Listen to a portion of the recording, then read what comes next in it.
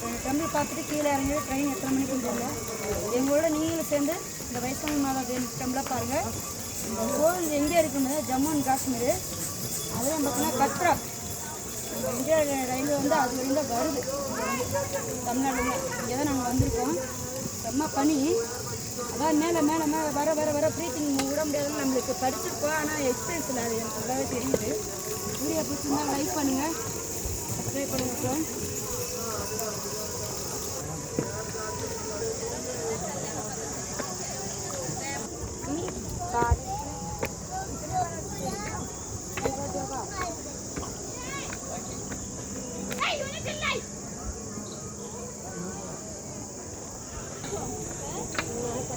उनको चलने दो, उनको चलने दो।